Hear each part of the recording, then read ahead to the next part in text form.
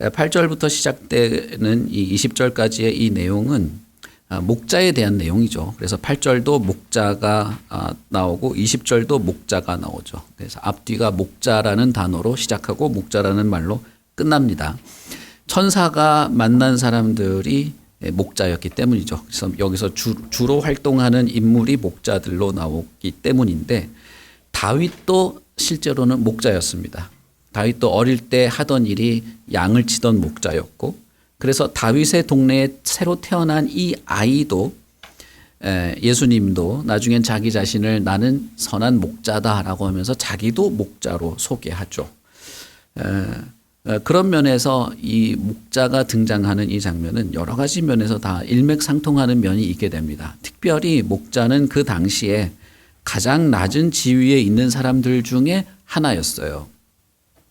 그래서 이제 이 여기 등장하는 목자들은 지주나 이런 가축들을 가지고 있는 농장주 같은 그런 지주 계급들이 아니고 이렇게 농장주에게 찾아가서 일당을 받고 양떼들을 치는 그런 목자들이죠. 그래서 여기도 보면은 이 시간대가 한밤중이거든요. 한밤중일 때도 이 양떼들을 지켜야 되는 겁니다. 이 야생 짐승들이 와서 양떼들을 가져가기 때문에 죽이거나 훔쳐가기 때문에, 그래서 목자들은 밤새 잠을 자지 않고 이렇게 깨어서 양떼들을 지키는 가장 낮은 업종 중에 하나였습니다. 그러니까 다윗도 목자였고 그 다윗의 동네에 태어난 이 아이도 스스로를 목자라고 했고, 그리고 구유의 짐승의 눈높이보다 더 낮은 자리로 태어난 이 예수님을 상징하는 그 여러 가지 상징 속에서 가장 낮은 지위, 가장 낮은 계급에 속한 목자들이 예수님이 태어난 것을 알고 경배하러 오는 이런 여러 가지 면에서 누가복음 2장 1절부터 7절 사이에 있는 이 맥락에서 연관성을 가지고 이 8절부터의 내용이 이렇게 이어지고 있다, 이렇게 볼 수 있죠. 그래서 누가복음 2장의 이 목자에 대한 내용이 7절 바로 다음에 이렇게 이어져 오는 것은 어떤 면에서는 이 맥락 속에서 이렇게 내용이 이어지게 되는 겁니다.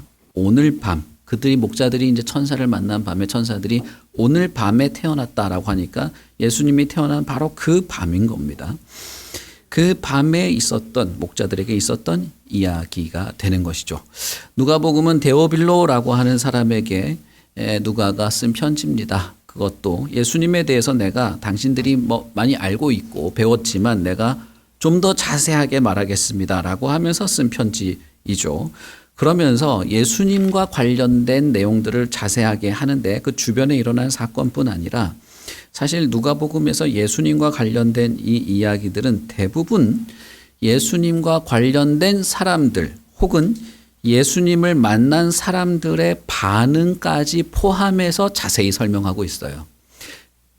그래서 생각해 보시면 누가복음 1장에 보시면 예수님과 관련된 사람이 누굽니까? 1차적으로는 예수님의 부모들이죠. 육체적인 부모들. 그래서 육체적인 그 부모들의 반응이 예수가 태어나는, 예수를 몸에 뵈면서부터 어떻게 변화되었는가, 그들의 반응이 무엇이었는가를 상세하게 적습니다. 그래서 마리아가 그런 일이 어떻게 일어날 수 있습니까? 말도 안 되는 이야기입니다. 라고 하는, 어떤 면에서는 처음부터 믿음으로 받아들이지 못하는 그런 모습에서 믿음으로 받아들이고, 나중에는 이 아이에 대한 어떤 예언과도 같은 성격의 노래로 하는 이 변화되는 반응들까지도 자세히 적죠. 그래서 여러분 누가복음을 읽어보시면 예수님과 관련된 사람들이거나 혹은 예수님을 만난 사람들의 반응을 항상 이렇게 덧붙여 놨어요. 그래서 아주 자세하게 설명한 것이다, 이렇게 볼 수 있습니다. 앞으로 우리가 누가복음을 읽어 나가다 보면 그런 것들을 여러분들이 이제 캐치하게 될 것입니다. 여기서는 누구냐 하면 목자들이죠. 목자들의 반응까지 포함해서 예수님과 관련된 사람들이 어떤 변화와 어떤 반응을 가지게 되었는가를 적어 놓고 있다, 이렇게 볼 수 있겠습니다. 이 목자들은 아까 말씀드린 것처럼 아주 초라한 계급의 사람들이라 할 수 있습니다. 이렇게 로마 사회는 확실한 계급 사회였는데 그 계급 사회에서도 가장 아래층에 있는 사람들이라 할 수 있을 겁니다. 그래서 짐승을 치고 짐승의 이렇게 분뇨를 치우고 밤새 잠을 자지 못하고 짐승들, 실제로는 짐승들은 자고 있는데 자기들은 깨어 있어야 되는 그런 사람들인 거죠. 그렇게 보면 누가복음 2장 1절에 있는 로마의 황제 가이사 아구스도와는 극과 극에 있는 사람이에요. 그래서 누가복음 2장 1절은 로마 사회에서 최상위에 있는 사람을 말한 거고 8절은 최하위에 있는 사람을 등장시킨 것이죠. 그래서 이게 아주 재밌습니다. 이 누가복음의 이런 구조들은 가장 최상위에 있는 황제와는 비교할 수도 없이 낮은 사람들이었죠. 그러나 이 낮은 사람들에게 좋은 소식이 전해지게 되는 겁니다. 천사들이 영광스러운 자리에 있는 사람에게 찾아간 것이 아니고 영향력 있는 사람들에게 찾아간 게 아니라 가장 낮은 자리에 있는 아무도 신경 쓰지 않을 것 같은 사람에게 찾아온 것이죠. 그럼으로써 그 밤에 그날에 그 지역에 어느 누구보다도 존귀한 사람으로 인정받게 되는 것입니다. 세상에 누구도 들어본 적 없는 소식을 들었고 그 소식은 하나님의 약속이 성취된다고 하는 수천 년에 걸쳐서 말씀되었던 하나님의 약속이 성취된다고 하는 어마어마한 내용이었기 때문이죠. 이 구약부터 창세기부터 약속된 이 내용이 성취되어 왔다는 내용들은 제가 몇 번 설교를 했기 때문에 다시 반복하지는 않겠습니다. 그러나 어쨌든 누구도 들은 적 없는 어떤 선지자나 제사장도 이것이 성취되었다고 하는 말을 들어본 적이 없는 엄청난 사건에 대한 이야기를 이 사람들이 들었다 이 말이에요. 이 사람들이 그 순간 그 밤에는 가장 높은 자일 수 있는 것이죠. 예수의 어머니 마리아가 자신의 사촌 엘리사벳을 만나고 돌아오는 길에 마음의 불안함을 떨치고 확신을 가지고 노래를 하죠. 그게 누가복음 1장에 있습니다. 누가복음 1장 52절에 보면 이런 노래를 합니다. 자신의 뱃속 안에 있는 이 아기 때문에 일어나게 될 것들을 기대하고 소망하면서 뭐라고 하냐면 권세 있는 자를 그 위에서 내리치셨으며 비천한 자를 높이셨다라고 말하죠. 이 일이 이미 성취되고 있는 것입니다. 과거에 내가 아들을 보내겠다, 구세주를 보내겠다는 말뿐 아니라 그 예수로 인하여 변화된 어머니의 마음에 깃들었던 그 소망도 예수라고 하는 이 아이를 통해서 성취되고 있는 것을 우리는 지금 보고 있는 것입니다. 특별히 여기에는 주의 천사가 수많은 천군과 함께 목자들을 찾아와요. 그러니까 뭐 그냥 이렇게 희한한 사람이 한 명이 은밀하게 찾아온 그런 정도가 아닌 거예요. 엄청나게 많은 천사들이 찾아온 것입니다. 대단히 이렇게 뭐랄까요? 영광스러운 장면인 것이죠. 그런데 이런 신적인 방문이 예루살렘 성전이나 성소나 그런 곳에 온 것이 아니라 가축을 치던 장소, 들판에 찾아온 것입니다. 거룩한 성전에서 하나님의 영광이 드러난 것이 아니라 양을 치는 들판에 나타나게 된 것이죠. 그리고 그 밤에 그 시간에 하나님의 아들은 가축들이 머무는 마구간에 왔습니다. 이 마구간이 어떤 구조인지는 제가 지난번에 말씀을 드렸습니다. 그러므로 이 아이의 탄생은 지금까지 사람들이 생각해 오던 영광, 지금까지 사람들이 생각해 오던 어떤 높음, 지금까지 이 세계가 가지고 있는 그런 세계에 대한 구조와는 완전히 다른 세계를 시작하는 순간이 되는 겁니다. 무엇이 영광스러운 것인가? 무엇이 거룩하고 무엇이 높은 것이며 무엇이 즐거운 것인가에 대한 완전히 새로운 세계의 시작인 거예요. 그런 면에서 여러분 예수님이 이 땅에 온 그 날은 그런 면에서 예수님이 오기 전과 오기 후로 이 세계는 영원히 나뉘게 되는 겁니다. 단순히 그냥 날짜 계산하는 뭐 이렇게 기원 전 기원 후가 아닌 것이죠. 이제는 거룩과 영광이 무엇이냐? 로마 황제의 그 보좌가 거룩하고 영광스러운 것이 아니고 말이 먹는 이게 짐승 가축들을 먹이는 그 구유 여물통에라도 영광과 거룩과 정의가 있게 된다는 거예요. 바로 이 예수, 이 아이가 있는 곳이 거룩이고 이 아이가 있는 곳이 영광이고 그곳이야말로 새로운 세상의 시작이 되는 것이죠. 그것을 이 목자들이 첫 번째로 목격하게 되는 겁니다. 천사가 많은 천군과 함께 목자에게 나타나서 예수님의 탄생에 대해서 하나님의 관점에서 설명을 합니다.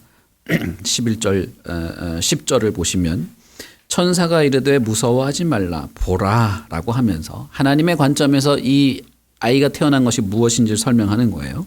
내가 온 백성에게 미칠 큰 기쁨의 소식을 너에게 전하노라. 오늘 다윗의 동네에 너희를 위하여 구주가 나셨으니 곧 그리스도 주시니라. 13절부터 보시면 호련히 수많은 천군이 그 천사와 함께 하나님을 찬송하여 이르되 지극히 높은 곳에서는 하나님께 영광이요 땅에서는 하나님이 기뻐하시는 사람들 중에 평화로다. 이렇게 말하게 됩니다. 여기서 보시면 천사들이 말한 내용은 이 예수 하나님이 보내시는 이 아이가 이 세상에 태어남으로써 하나님이 실제로 역사하고 있고 하나님이 지금도 살아있고 하나님이 수천 년에 걸친 약속을 성취하시는 분이라고 하는 징조로 이 아이가 태어난 것을 보게 될 것인데 이 아이는 온 세상을 위한 좋은 의미, 좋은 소식을 가지고 오는 아이라고 말하고 있는 거예요. 천사들이 전한 메시지에 따르면 이 기쁨의 좋은 소식은 온 백성을 위한 것입니다. 그리고 평화가 필요한 모든 이들을 위하여 평화를 가지고 오는 것이고 그리고 그렇게 약속된 이것이 지금 이 시간에 실제로 땅에 임하게 되었다라고 말하는 것입니다. 우리가 새벽에 읽고 있는 이사야서에 많은 내용이 있지만 그것은 미래에 대한 기대와 소망으로 가득 차 있습니다. 그러나 누가복음은 그것이 실제로 이루어졌다고 말하는 거예요. 실제로 실현이 된 것입니다. 이제는 기대만 하고 이루어지면 좋겠다. 그런 일이 일어나기를 기대한다, 바란다가 아니라 이제는 이 이루어진 일에 내가 동참하기만 하면 되는 그런 시대가 된 것입니다. 천국이라고 하는 그곳을 이제는 내가 들어가기만 하면 되는 곳이 된 거예요. 실제로 문이 열린 것입니다. 천사는 그 이야기를 한 것이죠. 그것이 오늘 임하였다. 온 백성이라고 하는 것은 모든 사람에게 이것이 열렸다는 것이죠. 그리고 이 땅에는 평화라는 말은 이 땅에 평화가 필요한 모든 사람에게 평화를 주는 일이 이루어지게 되었다는 것입니다. 천사들은 이 목자들에게 가서 예수라고 이름 지어진 아기를 찾아봐라 이렇게 말하지 않았어요. 아예 예수라는 이름을 아예 언급도 하지 않습니다. 천사들은 너희를 위하여 구주가 났다. 메시아, 다시 말하면 그리스도가 났다. 주가 났다라는 말을 사용하면서 이 태어난 아이의 정체를 미리부터 밝힙니다. 다시 말하면 하나님께서 수천 년 전에 약속한 바로 그 사람이 드디어 하나님께서 하겠다고 했던 그 약속이 드디어 이루어졌다는 것입니다. 그래서 목자들 15절 보시면 그 말을 하고 천사들이 하늘로 다시 올라가게 되는데 목자들이 서로 말하면서 베들레헴에 가보자. 진짜 우리한테 알려주었던 것이 여기서 말하는 알리신 바는 지금 천사들한테 지금 들은 그것도 있지만 사실은 자기 역사 속에서 수천 년 역사 속에서 예언되어 온 자신들에게 알려져 왔던 그 이야기입니다. 우리에게 수천 년 우리 조상들을 통해서 알려주었던 것이 이루어진 걸 한번 보러 가자라고 말하는 것이죠. 그러니까 이건 단순한 말이 아닙니다. 우리는 사실 이런 게 아직 감이 오긴 어려워요. 왜냐하면 우리는 태어나면서부터 언젠가는 우리나라에 이런 일이 이루어질 거야 이걸 마음에 품고 살아오진 않잖아요. 그러나 이 당시에 이 사람들은 수천 년을 수백 년을 태어나면서부터 언젠가는 이 일이 우리한테 이루어질 거야를 배우면서 살아왔어요. 조상의 수십 대가 그걸 기다리다가 죽으면서 왔어요. 이때는 이미 그게 이제 희미해져 가지고 있는지 없는지도 모를 정도의 이 풍화가 일어난, 그 기억과 소망의 풍화가 일어난 시기인데 천사가 나타나서 이 말을 한 겁니다. 그러니 와, 우리한테 정말 그렇게 알려졌던 그것이 진짜 이루어졌는지 보러 가보자. 여러분, 이 마음이 어땠을까요? 이 사람들의 마음이. 진짜 그것이 하나님이 진짜 그 모든 선지자들과 그 약속에 있던 것들이 이루어졌냐. 이루어졌다면 그들의 인생은 이제 180도 바뀌는 거예요. 그냥 이 땅에서 잘 먹고 잘 사는 수준이 아니라 완전한 하나님의 백성으로 새롭게 변화가 될 거예요. 얼마나 마음이 뛰었을까. 얼마나 심장이 쿵쾅거렸을까. 그런 생각이 듭니다. 천사는 이것을 기쁨의 좋은 소식, 온 세계를 향한, 누구는 되고 누구는 안 되고 누구는 이게 아니라 온 세상을 향한 좋은 소식이라고 말했어요. 이것이 좋은 소식인 이유는 두 가지 이유 때문에 그렇습니다. 하나는 이것이 온 세상을 위한 것이기 때문입니다. 지역도 상관없고 신분도 상관없고 성별도 상관없고 나이도 상관없고 그의 과거도 상관없고 차별 없이 모든 이들을 위하여 왔기 때문에 좋은 소식인 것입니다. 그리고 두 번째는 이것을 하나님이 예고한 대로, 약속한 대로 성실하게 지켜서 이루어진 것이기 때문에 이것은 좋은 소식인 것입니다.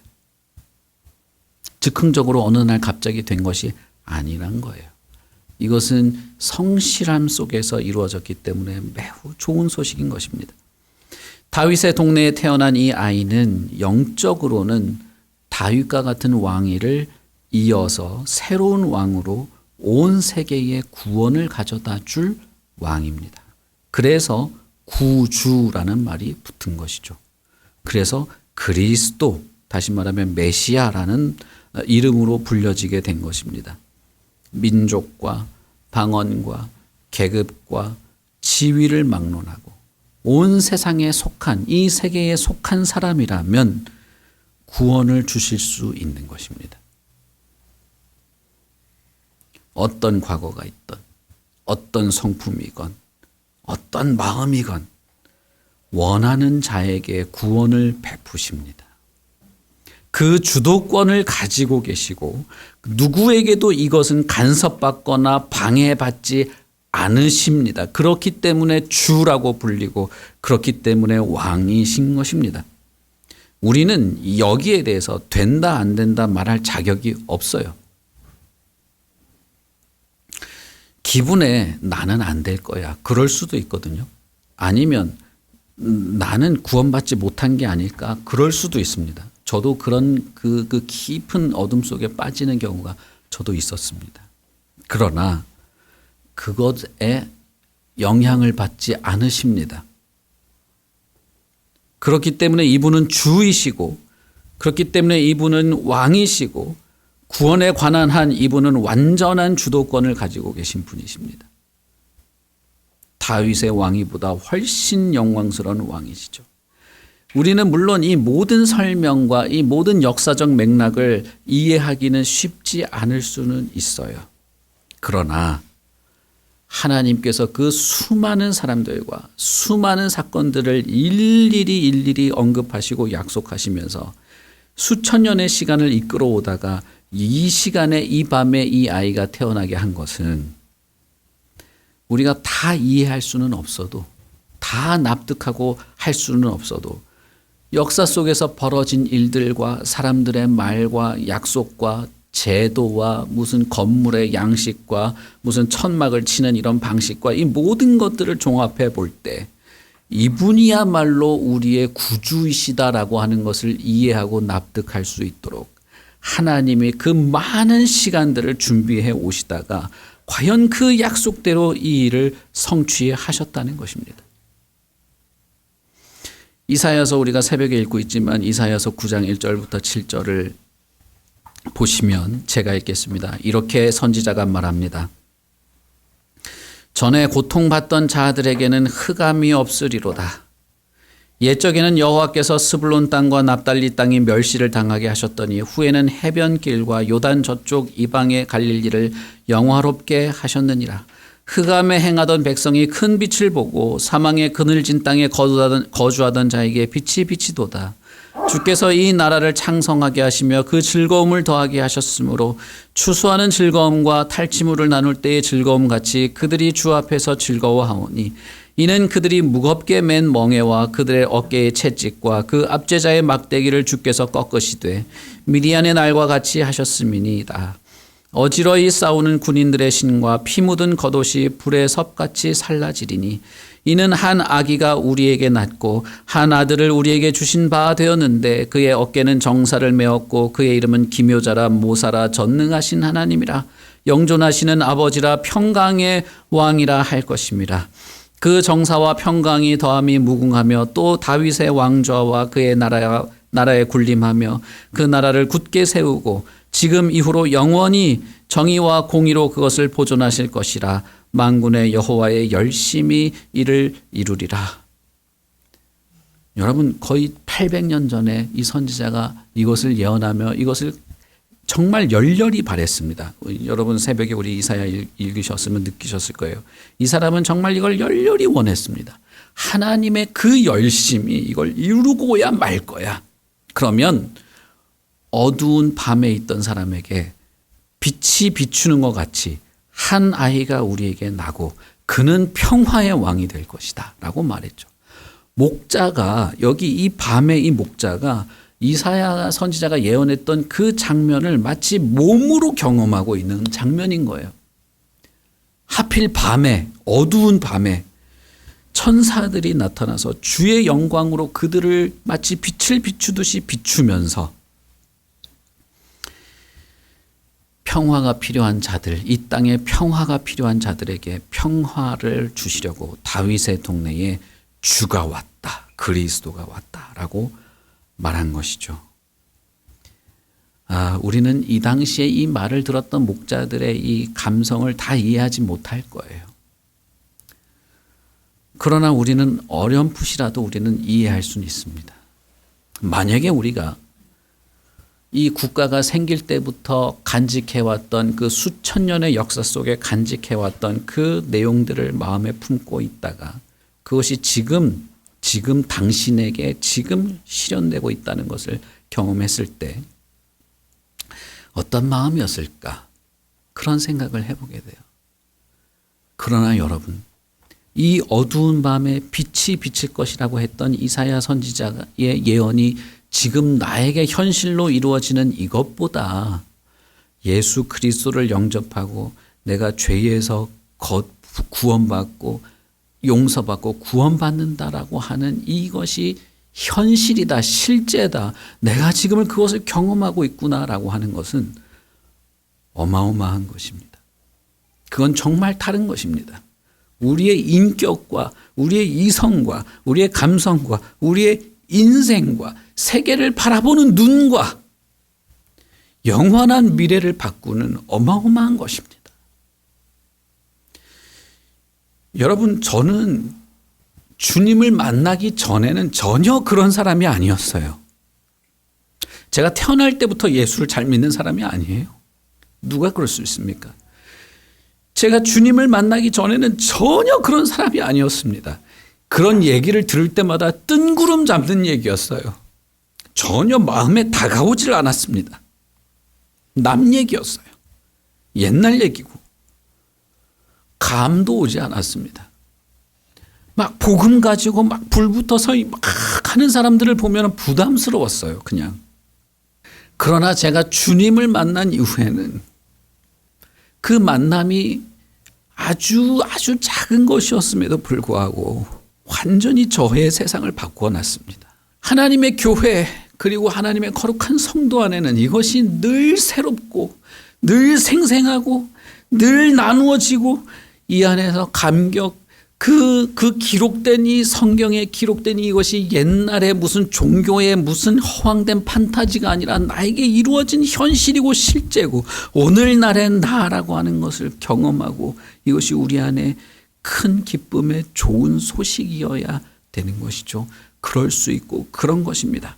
저는 이것이 제 안에 벌어진 이 일이 성경에 이미 기록이 되어 있었고 그리고 수많은 믿음의 선배들이 동일한 고백을 하는 것들을 보면서 이것이 온 세상을 향하여 이루어진 일이라는 사실을 믿습니다.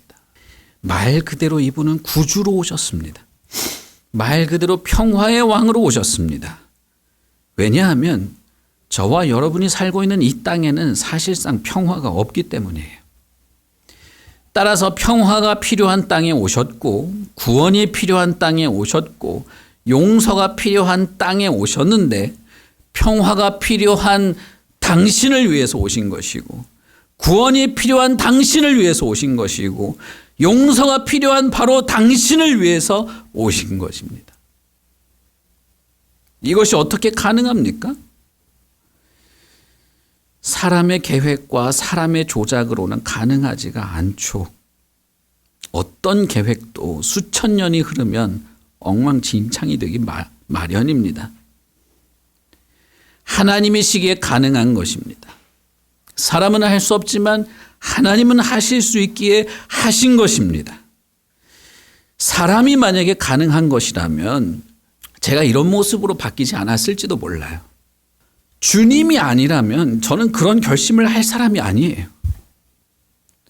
저는 오히려 이 세상에 우리나라의 교회가 너무 많아서 개척 같은 거는 좀 막아야 된다는 말을 하고 다녔던 사람이에요. 이게 어떻게 가능합니까? 이런 것들이. 사람은 할 수 없습니다.